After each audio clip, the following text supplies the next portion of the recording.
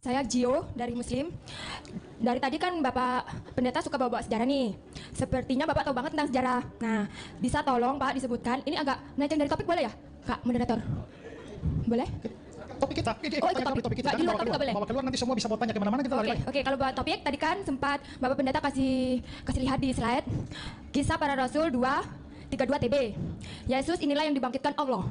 Itu sebagai bukti bahwa Yesus benar-benar mati terus dibangkitkan gitu kan Bapak ya.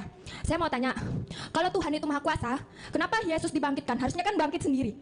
Secara Tuhan itu maha kuasa, ibaratnya anak kecil aja bisa kok bangun sendiri gitu. Kenapa harus dibangkitkan Tuhan? Yesus inilah yang dibangkitkan Allah. Jadi Tuhan membangkitkan Tuhan gitu Bapak. Jadi seolah-olah Tuhannya ada dua. Terima kasih.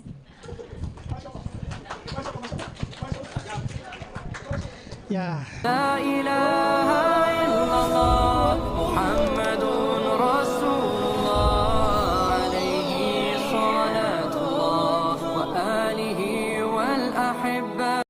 Bismillahirrahmanirrahim. Assalamualaikum warahmatullahi wabarakatuh. Masih kembali di channel terbaru saya. Terima kasih pada teman-teman masih setia menonton, mendukung, menyaksikan konten dari channel ini. Mudah-mudahan kabar sahabat muslim di sini selalu dalam lindungan Allah Subhanahu wa taala. Amin ya rabbil alamin. Jadi tentunya kita sudah mendengarkan bagaimana cuplikan videonya. Di sini ada seorang muslim yang bertanya kepada Pendeta Esra Soru ketika Pendeta Esra Soru ini lagi debat dengan Ustadz Kainama.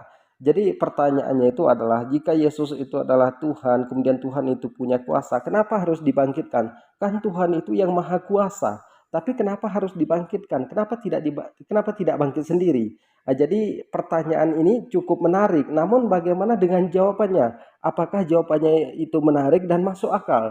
Jadi kepada teman-teman di sini, jangan kemana-mana dulu, silahkan tonton sampai selesai agar kita tidak gagal paham. Tapi sebelum kita lanjutkan, silahkan dukung channel ini dengan cara tekan tombol subscribe-nya, bunyikan tanda loncengnya, dan silahkan dibagikan videonya. Selamat menyaksikan. Saya Gio dari Muslim. Dari tadi kan Bapak Pendeta suka bawa-bawa sejarah nih. Sepertinya Bapak tahu banget tentang sejarah. Nah, bisa tolong Pak disebutkan, ini agak melenceng dari topik boleh ya? Kak, moderator. Boleh? Topik kita, Oh, itu topik kita. di luar topik nggak boleh? Bawa keluar nanti semua bisa bawa tanya kemana-mana kita lari. Oke, kalau buat topik tadi kan sempat Bapak Pendeta kasih lihat di slide Kisah Para Rasul 2:32 TB. Yesus inilah yang dibangkitkan Allah. Itu sebagai bukti bahwa Yesus benar-benar mati terus dibangkitkan gitu kan Bapak ya. Saya mau tanya, kalau Tuhan itu maha kuasa, kenapa Yesus dibangkitkan? Harusnya kan bangkit sendiri. Secara Tuhan itu maha kuasa, ibaratnya anak kecil aja bisa kok bangun sendiri gitu. Kenapa harus dibangkitkan Tuhan? Yesus inilah yang dibangkitkan Allah. Jadi Tuhan membangkitkan Tuhan gitu Bapak. Jadi seolah-olah Tuhannya ada dua. Terima kasih.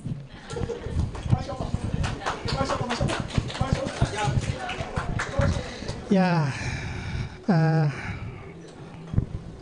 Jadi begini, itu kalau kita bahas itu sebenarnya memang itu lari dari topik kita, karena itu sudah menyangkut masalah ketuhanan Yesus. Nah, saudara mau terima atau tidak terima, tapi saudara paham bahwa memang orang Kristen percaya doktrin Allah Tritunggal. Tri dan tunggal, artinya ada bagian trinya, tunggalnya. Nah, tunggalnya itu mengacu kepada hakikatnya, sementara trinya mengacu kepada pada tiga pribadi, Bapa, Anak, dan Roh Kudus. Jadi kalau ditanyakan bahwa, oh kalau begitu Allahnya ada dua, enggak. Kita nggak percaya demikian, tapi itu kalau dibahas, kita sudah jadi bahas masalah doktrin Allah Tritunggal. Kita sudah mendengarkan bagaimana penjelasan Pendeta Esra Soru ini di awal, di mana dia mengatakan orang Kristen itu mempunyai Tritunggal. Jadi tiga itu dalam satu kepribadian. Di situ ada Bapa, ada Putra Tuhan, kemudian ada Roh Kudus. Jadi sebenarnya mereka ini memiliki tiga Tuhan, tapi mereka tidak mau mengakui tiga Tuhan. Di dalam tiga Tuhan itu memiliki satu kepribadian. Jadi kita lanjutkan. Sekarang saya mau menjawab saja pertanyaan saudara begini. Kalau memang Yesus itu Allah, mengapa dia nggak bangkit sendiri tapi dibangkitkan? Nah, penting untuk saudara tahu bahwa, saya kira adik ya baca ayat itu bagus. Tapi lebih bagus lagi kalau adik baca seluruh Alkitab. Paham pada topik itu, karena kalau adik baca seluruh Alkitab, Alkitab tidak hanya bilang Yesus dibangkitkan, tapi juga dia bangkit dengan kuasanya sendiri.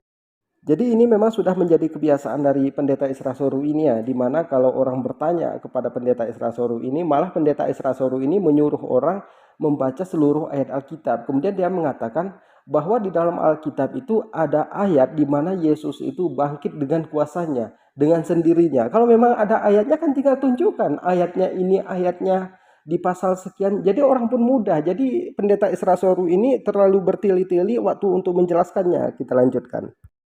Nah, di Yohanes pasal 2, pada waktu Yesus bicara dengan ini, Yesus bilang, rombak bait Allah ini. Ya, dan dalam 3 hari aku mendirikannya kembali. Lalu orang-orang Yahudi bilang, umurmu belum sampai 50 tahun, dan engkau mau, mereka mengatakan, mereka merasa bahwa dia orang membangun bait Allah, dan kamu mau bangun dalam 2-3 hari? Nah, tapi Yesus berbicara tidak secara harfiah di sana. Dia bicara, dia memaksudkan suatu arti yang kiasan, bahwa yang dia maksudkan dengan bait Allah adalah tubuhnya sendiri. Artinya adalah rombak bait Allah ini dalam 3 hari aku akan membangunnya kembali. Bukan orang lain, aku. Ya, jadi ayat yang tadi dikasih itu memang Yesus dibangkitkan ya. Juga banyak ayat yang mengatakan demikian. Tapi coba lihat Yohanes pasal 10.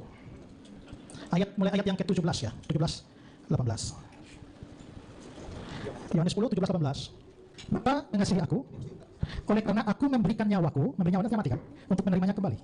Tidak seorang pun mengambilnya nyawa daripadaku, melainkan aku memberikannya menurut kehendakku sendiri.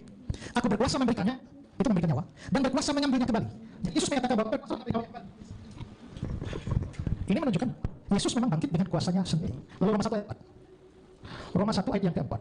Dan menurut Roh Kekudusan dinyatakan oleh kebangkitannya dari antara orang mati, bahwa dia Allah yang berkuasa, Yesus Kristus Tuhan kita. Menurut Roh Kekudusan, itu mengacu kepada Roh Kudus. Kalau begitu ada ayat-ayat yang menyatakan Yesus dibangkitkan oleh Bapa. Ada ayat-ayat yang mengatakan Yesus bangkit sendiri dengan kuasanya. Dan ada ayat-ayat yang mengatakan bahwa Yesus dibangkitkan oleh Roh. Kesimpulannya apa? Kebangkitan Yesus itu adalah hasil pekerjaan bersama dari pribadi-pribadi Tritunggal. Gitu. Kalau kita mendengarkan pertanyaannya, kemudian kita mendengarkan jawaban dari pendeta Isra Soru ini sangat jauh bedanya. Oke lah, mungkin kita anggap itu sebuah jawaban dari pendeta Isra Soru, mungkin dia itu bangkit sendiri dengan kuasanya seperti yang disampaikan oleh pendeta Isra Soru. Berarti kan ayat Alkitab ini antara B dengan A-nya itu saling bertentangan. Karena di sana dia mengatakan dibangkitkan. Kemudian di sini dia mengatakan dia bangkit sendiri dengan kuasanya. Artinya kan ini bertentangan. Loh, kok kitab suci bisa bertentangan? Kalau ada kitab suci yang bertentangan di agama manapun, berarti itu bukan sebuah kebenaran. Jadi di sini pendeta Isra Soru ini mengatakan dia itu bangkit dengan kuasanya. Tapi di ayat sana dia dibangkitkan. Mana yang benar? Kemudian 3 kepribadian dalam satu, Tritunggal. Ini kan menjadi aneh lagi, ada 3 Tuhan. Kalau ada 3 Tuhan, tentu dunia ini berantakan. Bagaimana kalau di antara 3 Tuhan ini tidak satu pemikiran? Bagaimana dengan ciptaannya?